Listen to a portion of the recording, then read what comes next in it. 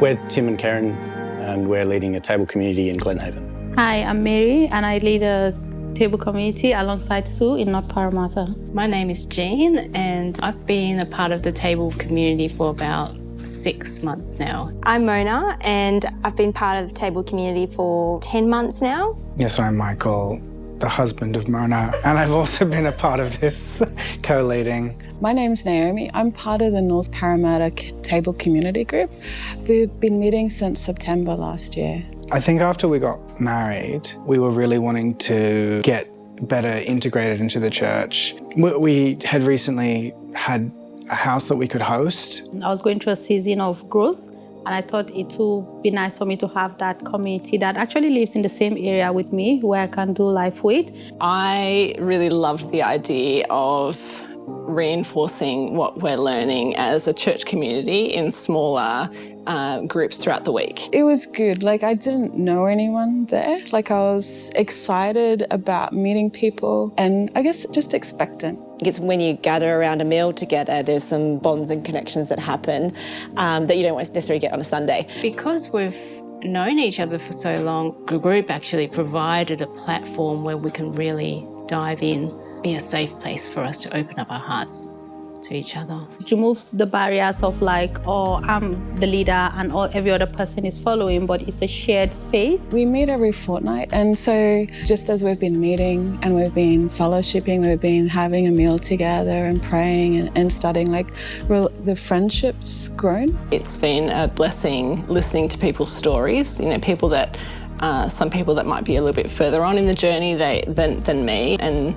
have had similar struggles, I guess, but seeing their kind of testimony at the other side of things that I might be going through now. So we have kind of a little apartment and we're still able to fit in, 10 to 12 people. Yeah. So people aren't precious so long as there's, space to sit on the floor even. It's enough to host. Most of our children go to youth on Friday nights. We all drop our children off, then we come together, and then designated parents will go and pick them up. They usually have dessert with us afterwards. I think at the start it was a little bit awkward because I think for our group, we're very eclectic and we all come from very different backgrounds. But it's been a really lovely getting to know people that I probably wouldn't have got to know. And they're in my sort of community or in my area.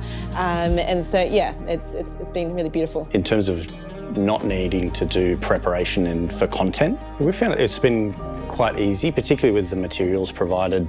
The booklet had a lot of information. Introducing Dig Deep was extremely helpful, so there was no pressure about preparing for something. It meant you could focus a bit more on what do you need to do in actually forming a new group of people that don't know each other. How do you focus on the relationships side of things? I was surprised at how quickly the platform allowed everyone to open up, which it wasn't necessarily an easy thing on a day-to-day basis or on other times of gathering. I think that creates a deeper connection and knowing that you're supported in that, and then those people I'm now thinking, I'm praying for those people, which if on a Sunday I wouldn't have necessarily got the time to even hear. I kind of organise the food or the supper or the meal before we do our Bible study together. I love baking, so it's been quite fun to bake something every taco. We have some really good cooks in our Connect group, and I think that's been a blessing.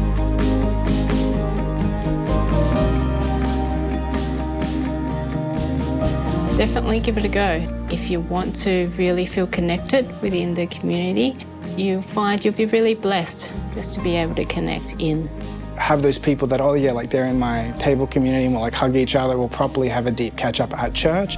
It's hard to form those friendships just through church things, so it changes how we interact at church by having these communities. Be brave. We're designed for community. We're not meant to be by ourselves. Growth happens when you're walking with other people. It's a great way of getting to know people that you wouldn't ordinarily get to know. In the end, you're having a meal together. You're people who believe the same thing, who are there to encourage each other, and it's basically a meal.